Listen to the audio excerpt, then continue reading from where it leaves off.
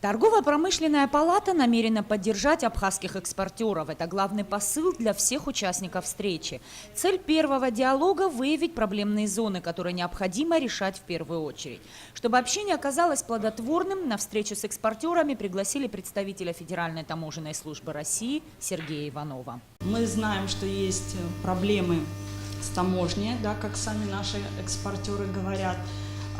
Возможно, и отсутствие той же ассоциации перевозчиков, наличие которой в республике, может быть, ликвидировало много и других проблем, в том числе это и касательно логистики, а также и беспрепятственного пересечения российско-абхазской границы, в том числе, но и многие другие. Экспорт из Абхазии ежегодно увеличивается. Рост предприятий очевиден. Растут объемы производства. Но вместе с этим у абхазских экспортеров появляется больше проблем.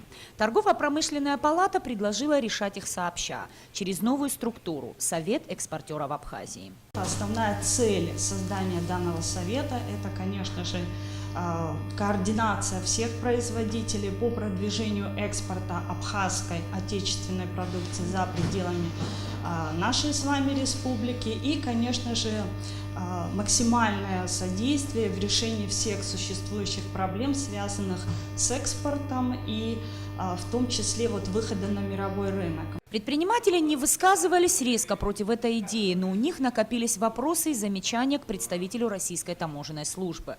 И по большей части они касались возможности упрощения таможенного оформления, взаимодействия таможенных служб с экспортерами. Мне иногда, честно кажется, что когда мы были не признаны, у нас не было договоров по таможенной линии, я сейчас все, как говорится, все вопросы не хочу обсуждать, я имею в виду другие. Мне кажется, что тогда нам работалось легче.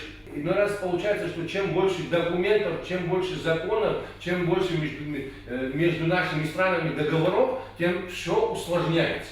Сергей Иванов работает в Абхазии уже более 2 лет. За это время, по его признанию, он изучил ситуацию на абхазо-российской таможне достаточно хорошо. Именно потому с частью высказанного экспортерами он согласился.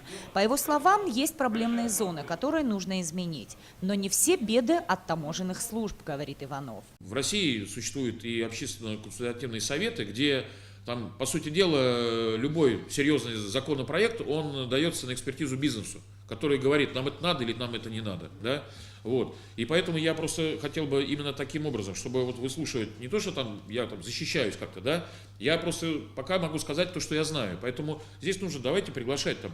У нас есть здесь и пограничная служба Российской Федерации, да, представители. Их приглашать тех, кто проверяет товары и кто работает, и давайте их там выслушивать, им задавать тоже так же вопросы. И Россельхознадзору. Начало диалогу положено. И, как показала сегодняшняя встреча, он необходим всем сторонам, участвующим в процессе. Нисфа Аршба, Алексея Гухава, Абхазское телевидение.